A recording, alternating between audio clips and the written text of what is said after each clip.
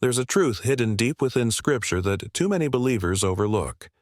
God never designed His children to live in lack, fear, or constant struggle. He created us to reflect His abundance, to walk in His favor, and to steward the resources of heaven with wisdom.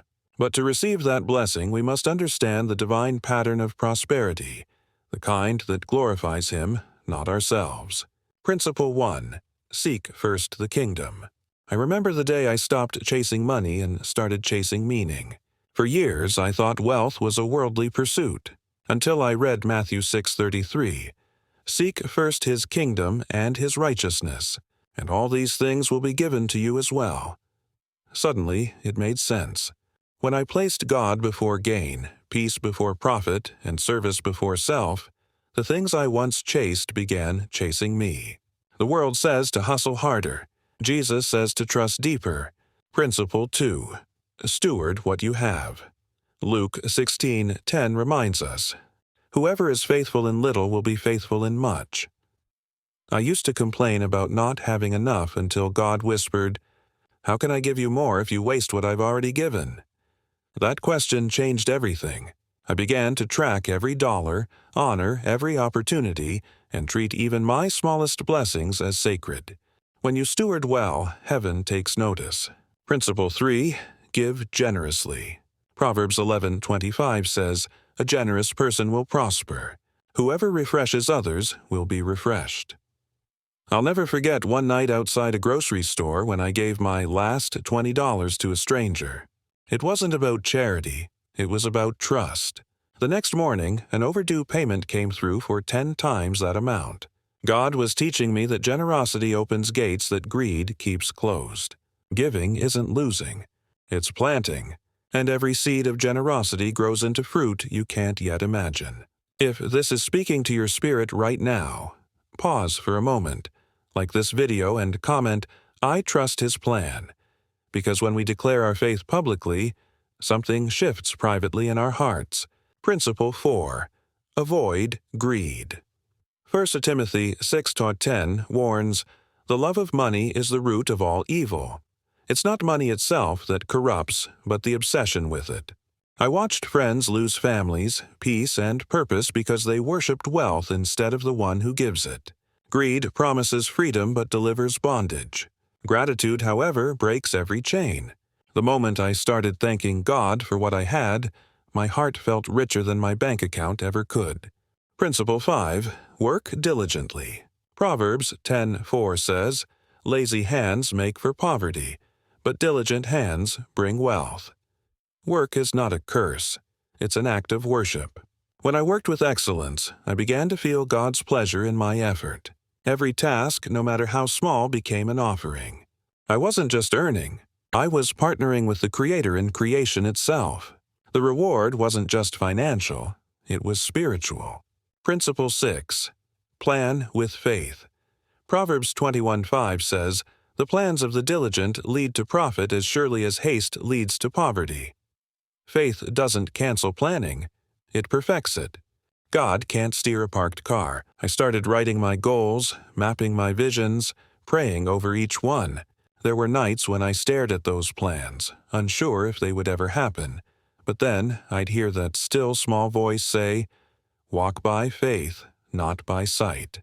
And so I did. Each small step built momentum, and each act of obedience unlocked new doors. Principle 7. Stay humble in success. Deuteronomy 8:18 reminds us, "Remember the Lord your God, for it is He who gives you power to get wealth." Pride is the silent killer of prosperity. When success finally came, I had to fight the temptation to take the credit. I began every day with one prayer. "Lord, keep me small in my eyes, even when you make me great in theirs." Humility invites continual favor. When we lift Him higher, He lifts us further.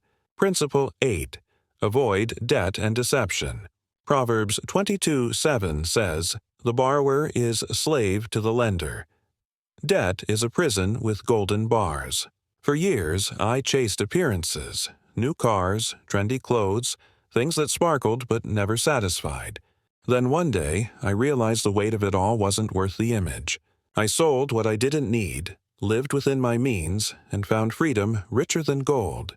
True wealth isn't measured by how much you own, but by how little owns you.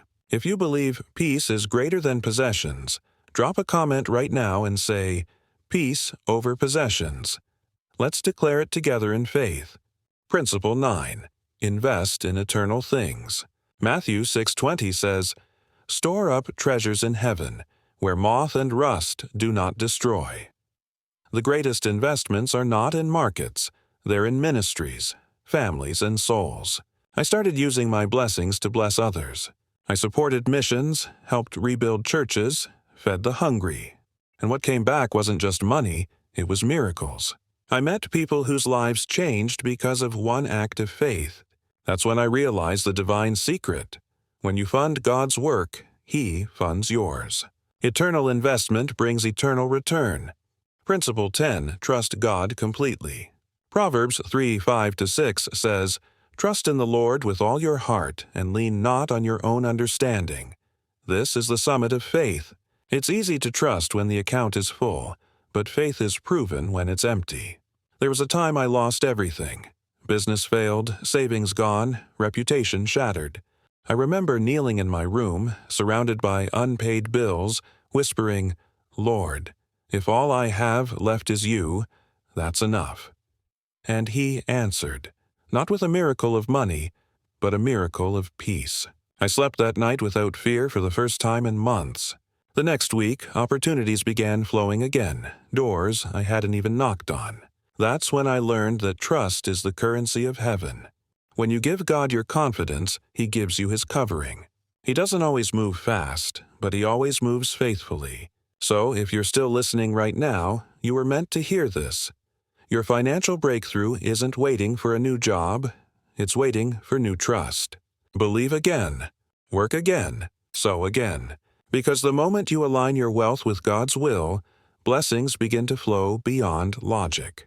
Every dollar becomes a declaration that says, "God, you are my provider." Every gift becomes a testimony. Every sacrifice becomes seed.